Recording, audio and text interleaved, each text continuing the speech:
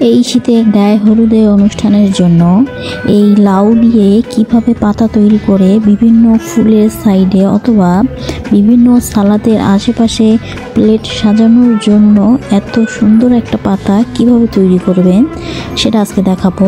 আমি আজকে 3টা পাতা তৈরি করে দেখাবো, তাও লাউ দিয়ে। তো প্রথমে আমি লাউয়ের যে উপরের যে ছালের অংশটুকু আছে এটা একটু মোটা করে কেটে নিয়েছি। তো মোটা করে কেটে নেওয়ার পর এটা পাতা শেপে এভাবে কেটে নিতে হবে।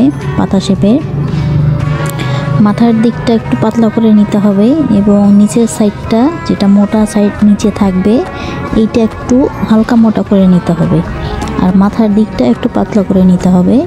তো এইভাবে কেটে নেওয়ার পরে এই কাজগুলো করতে হবে অবশ্যই খুব আস্তে এবং ধীরে, নইলে এটা অন্য সাইডে কেটে যাবে যেহেতু নরম থাকে যেহেতু।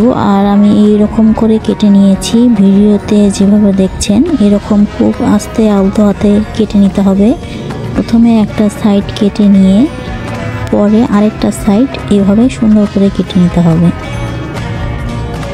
এরকম পাতা তৈরি করে যখন আপনারা সালাদ তৈরি করবেন তার 2 সাইডে এভাবে দিয়ে দিবেন এবং টমেটোর একটা ফুল তৈরি করে মাঝখানে দিয়ে দিবেন, দেখবেন দেখতে অনেক সুন্দর দেখা যায়।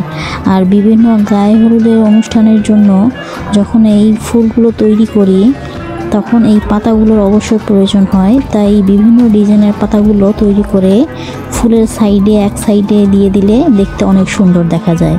তো প্রথমে পাতাটা আমি তৈরি করে দেখালাম, এবার আরেকটা নকশা এটা আমি দেখাচ্ছি। এটা অনেক সহজ, এটা সবাই পারবেন এই নকশায় তৈরি করতে। তো এরকম ভি শেপ করে কেটে মাঝখানটা একটু ফাঁকা রেখে এভাবে আলতো করে এভাবে করে লম্বা একটা টান দিয়ে এভাবে মাঝখানটা ফাঁকা করে নেবেন। পাতা বিভিন্ন রকমের হয়ে থাকে, আমি এই ভিডিওতে 2 রকম ডিজাইনের পাতা তৈরি করে দেখাচ্ছি। অন্য আরেকদিন আরেকটা ভিডিওতে অন্যভাবে পাতা তৈরি করে দেখাবো। তো এই যে পাতাটা এরকম হচ্ছে, ভিডিওতে দেখে মনে হচ্ছে কত তাড়াতাড়ি পাতাগুলো তৈরি হয়ে গেল, কিন্তু না, এই পাতাগুলো তৈরি করতে অনেক সময় প্রয়োজন এবং এটা আমি স্পিডটা একটু টেনে দিয়েছি তাই অনেক তাড়াতাড়ি দেখাচ্ছে। মূলত এটা তৈরি করতে অনেক সময় প্রয়োজন হয়। ভিডিওতে যেটা দেখছেন এটা হচ্ছে 3 নাম্বার পাতা। তো এরকম আরও ডিজাইন এবং নকশা ফুল তৈরি বিভিন্ন রকমের করা যায়। দেখতে চাইলে আমার পেজের সাথে থাকুন, আরও এরকম অনেক ভিডিও দেখতে পারবেন।